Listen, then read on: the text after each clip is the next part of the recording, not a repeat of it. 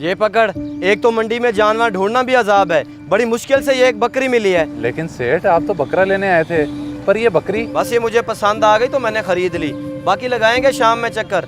अभी मुझे बहुत गर्मी लग रही है तो मैं घर जा रहा हूँ। ये रिक्शे में लेके आ जा।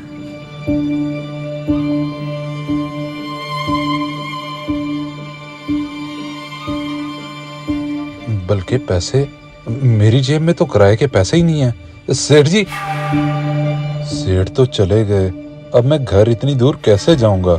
सारी मेरी गलती है।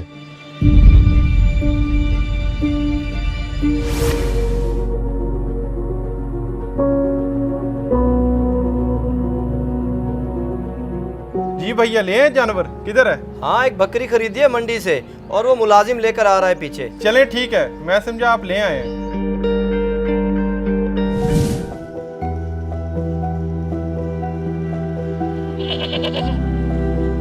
असलम, अंदर आना जरा। किधर लगा के आ रहा है इतनी देर?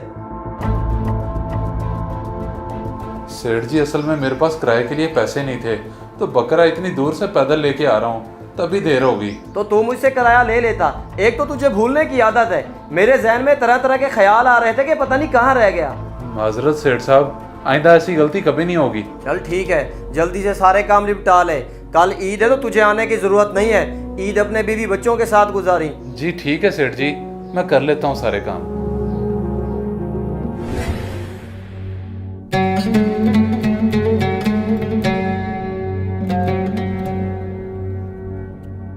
आपने इस बार ईद पे फिर से पुराना सूट पहन लिया। कहा भी था ईद के लिए तो नया बनवा लें। बेगम, क्या है इस सूट को? अच्छा भला तो है, और वैसे भी बड़ी ईद पे कौन सूटों को देखता है? तुम लोगों के सूट बन गए, मेरे लिए इतना ही काफी है। आप और आपकी बातें हर ईद पे यही सुनती हूँ। अच्छा, बातें हुए, दोपहर के लिए कोई सब्जी लेते आइएगा। सब्जी ईद वाले दिन? बेगम, तुम्हें नहीं पता कि आज के दिन तो हमारे घर इतना गोश्त आ जाना है कि रखने की कोई जगह नहीं होनी। शायद आप भूल रहे हैं, पिछली बार हमारे घर में कहीं से गोश्त नहीं आया, सिर्फ एक घर से आया था, और मुझे नहीं लगता इस बार वहाँ से भी आए, इसलिए आप सब्जी ही लेते आइएगा। नहीं नहीं, तुम बस अल्लाह पे यकीन रखो, इंशाल्लाह कहीं ना कहीं से जरूर गोश्त आ जाएगा। अब मैं चलता हूँ, ईद की नमाज से मुझे देर हो रही है।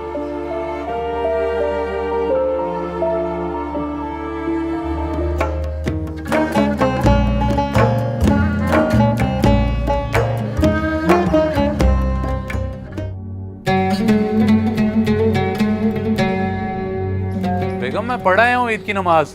तुम बताओ, कहीं से आया गोश्त? प्याज तो मैंने काट लिए हैं, लेकिन अभी तक कहीं से नहीं आया, और मुझे नहीं लगता कोई दे के भी जाएगा। अच्छा, तुम फिक्र ना करो, मैं मालिक के घर चक्कर लगाता हूँ और कोई काम भी दिखाता हूँ, और आते हुए गोश्त लेता हूँगा। ठीक है, आप लगाएं चक्कर, लेकिन जल्दी वापस आइएगा, ये ना हो सारा दिन उधर ही गुजार दें। हाँ हाँ, मैं जल्दी वापस आ जाऊँगा, बस तुम प्याज वगैरह काट के रखो।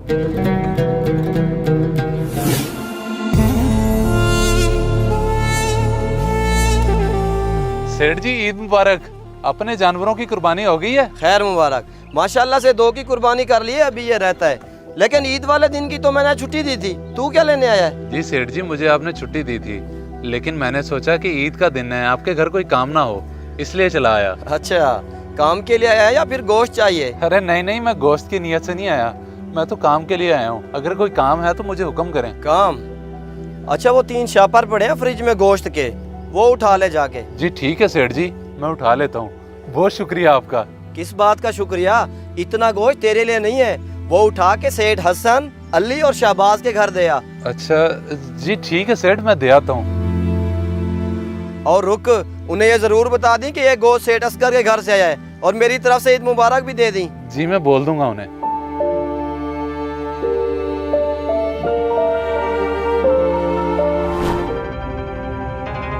इतना सारा गोश्त असगर ने मेरे घर भेज दिया? जी जी, सबसे ज्यादा गोश्त उन्होंने आपके घर ही भेजा है, और वो तो आपको ईद मुबारक भी बोल रहे थे। खैर मुबारक, लेकिन ये गोश्त मैं नहीं रख सकता, क्योंकि मेरे घर तो पहली 2 कुर्बानियाँ थीं।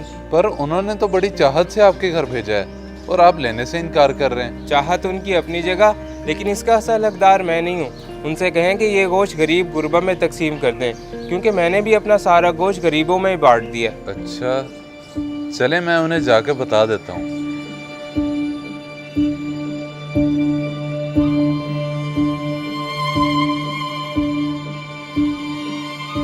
बल्कि 1 मिनट, ये इतना सारा गोश्त है, मैं मालिक को क्यों दे रहा हूँ वापस? क्यों ना अपने घर ले जाऊं? ईद का दिन है, मेरे बच्चे खा लेंगे।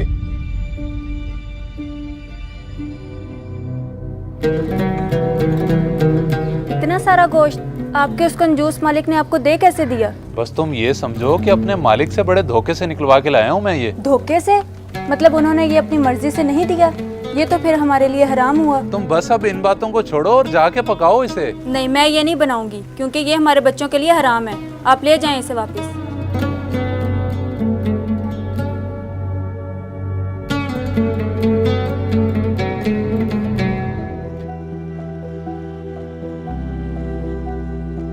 सेठ जी, अली और शहबाज साहब ने तो गोश्त रख लिया है, लेकिन हसन साहब ने गोश्त लेने से इनकार कर दिया है। इनकार कर दिया है?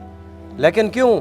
क्या कह रहे थे वो? वो कह रहे थे कि हमारे घर तो पहले ही 2 कुर्बानियां हैं, आप ये गोश्त किसी गरीब को दे दें। गरीब को दे दें?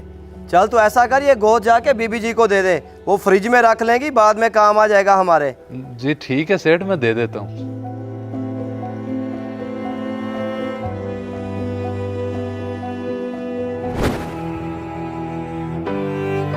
देखिए, आप इस तरह क्यों बैठे हैं?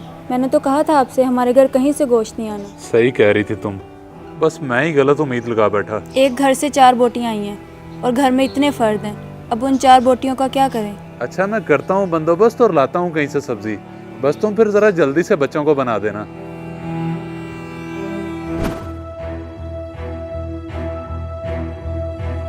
भैया सारे घर से स्मेल आ रही है, फ्रिज में जितना गोश्त रखा हुआ था सारा खराब हो गया। सारा गोश्त खराब हो गया?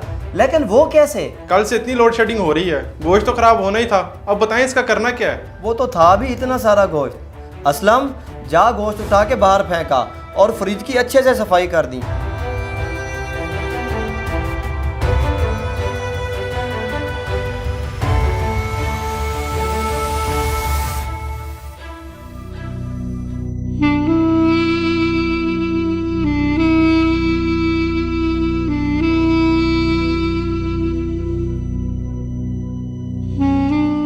इतना सारा गोश्त जरूरतमंदों तक नहीं पहुंचा, बल्कि फ्रिज में पड़ा खराब हो गया, और मेरे बच्चों को ईद के दिन गोश्त नसीब नहीं हुआ। मेरे मालिक उनको नवाज जो गरीबों का एहसास करते हैं। इस वीडियो को सदका जारिया समझकर जरूर शेयर करें। हो सकता है आपका एक शेयर किसी की जिंदगी बदल दे।